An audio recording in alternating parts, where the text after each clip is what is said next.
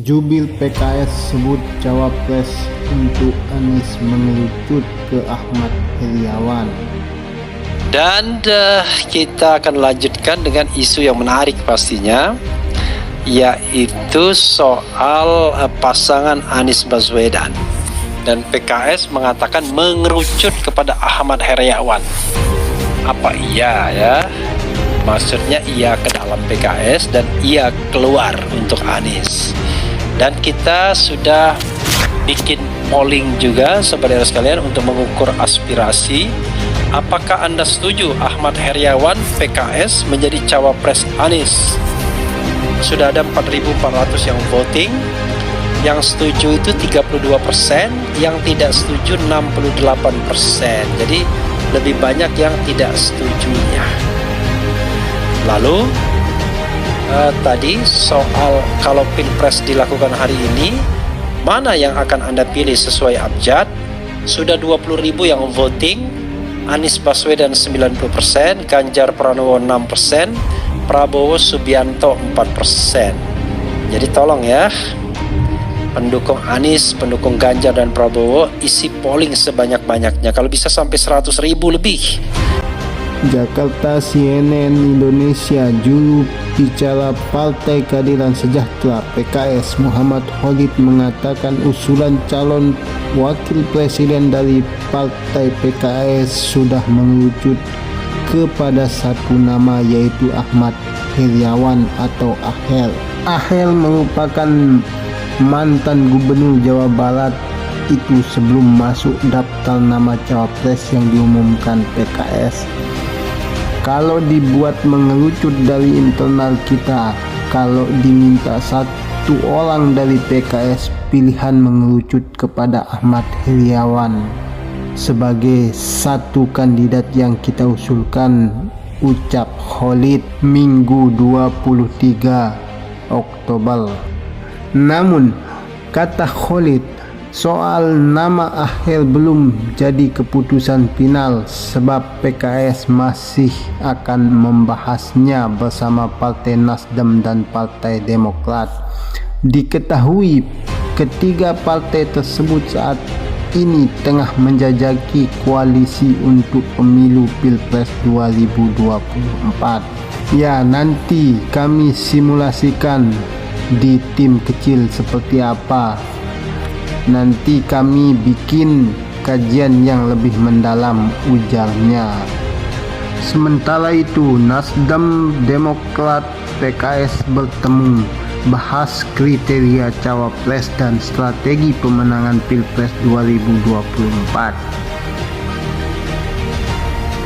Ketua DPP Partai Nasdem Willy Aditya menyampaikan pihaknya telah bertemu dengan Partai Keadilan Sejahtera PKS dan Partai Demokrat.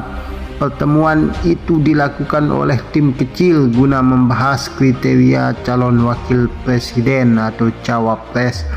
Pasalnya, Partai Nasdem telah mendeklarasikan untuk mengusung mantan Gubernur DKI Jakarta Anies Baswedan sebagai calon presiden cawapres. Dalam penentuan bakal cawapres, setiap partai berhak mengajukan nama-nama baik dari nama internal partai maupun eksternal yang bukan anggota partai, kata Willy dalam keterangannya Jumat 21 Oktober.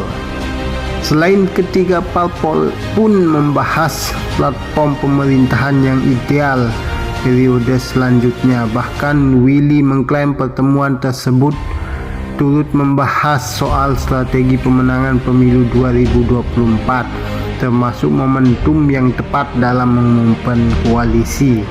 Adapun pertemuan itu dihadiri oleh Ketua DPP Partai Nasdem Sugeng Suparwoto, Wakil Ketua Majelis Syuro Muhammad Sohibul Imam, dan Ketua DPP Polhukam PKS Al-Muzammil Yusuf. Lalu Partai Demokrat diwakili oleh Sekretaris Jenderal Teuku Rizky Harsha. Hadir pula Sudirman Said sebagai pihak yang mewakili Anies Baswedan. Hingga Kini penjajakan koalisi ketiga parpol belum menemukan titik temu. Sementara PKS mendukung mantan Gubernur Jawa Barat Ahmad Heriawan. Namun Partai Nasdem menyarankan agar cawapres pendamping Anies tidak berasal dari kedua parpol. Wakil Ketua Umum Partai Nasdem Ahmad Ali menjelaskan kader non-parpol menjadi solusi agar kepentingan parpol dalam koalisi tak saling tumpang tindih. Sudah cukup intens pembicaraan antara Nasdem, PKS dan Demokrat. Ada beberapa, ya kalau enggak tertutup juga partai lain akan gabung. Kami kan prinsipnya terbuka saja. Sejauh ini komunikasi yang kami lakukan tentu pertama tentang platform, bagaimana menyamakan platform di antara ketiga partai dan Pak Anies sendiri ya. Jadi tentu ini menjadi variabel yang penting. Maka kemudian Pak Anies kemarin diwakili oleh Pak Sudirman Said. Biasanya Pak Anies datang. Yang kedua tentu variabel calon wakil presiden. Kami bahas kriteria-kriterianya seperti apa, mekanisme pengajuannya seperti apa. Yang ketiga tentu adalah timing ya. Kapan kemudian deklarasi bersama akan dilakukan, apakah mau menyusul Nasdem partai per partai, Demokrat terus PKS atau Demokrat atau yang lain lagi, atau mau langsung barengan gitu ya. Ini yang terus-menerus kami matangkan kapan momennya itu gitu ya. Ya salah satu pilihannya 10 November dari kemarin ya, tapi ini masih terus dalam proses. Kedua adalah platform perjuangan bagaimana pemerintahan ke depan ya. Tentu apa yang sudah disampaikan oleh Pak Anies di saat deklarasi change and continuity itu menjadi suatu hal yang pijakan ya. Mana-mana yang sudah menjadi proses yang dibangun oleh Presiden Jokowi tentu akan kami lanjutkan, dan mana-mana yang menjadi PR dari pemerintahan Jokowi itu kami bicarakan. Hal yang cukup intens kami bahas adalah tentang pangan, energi, good governance, dan geopolitik.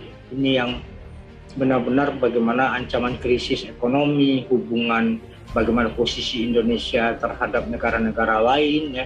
Ini terus-menerus kami matangkan, dan tentu juga suka tidak suka, senang nggak senang, nama koalisi pastilah berbicara portofolio kabinet juga ya.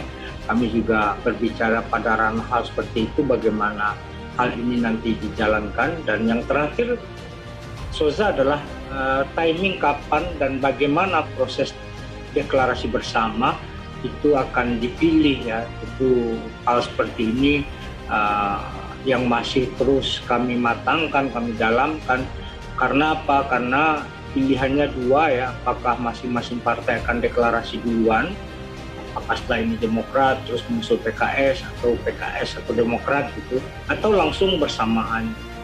Nasdem mencoba menawarkan 10 November itu untuk proses deklarasi bersama seperti apa yang sudah disampaikan jauh-jauh hari oleh Ketua Umum kami Bapak Surya Paloh ya.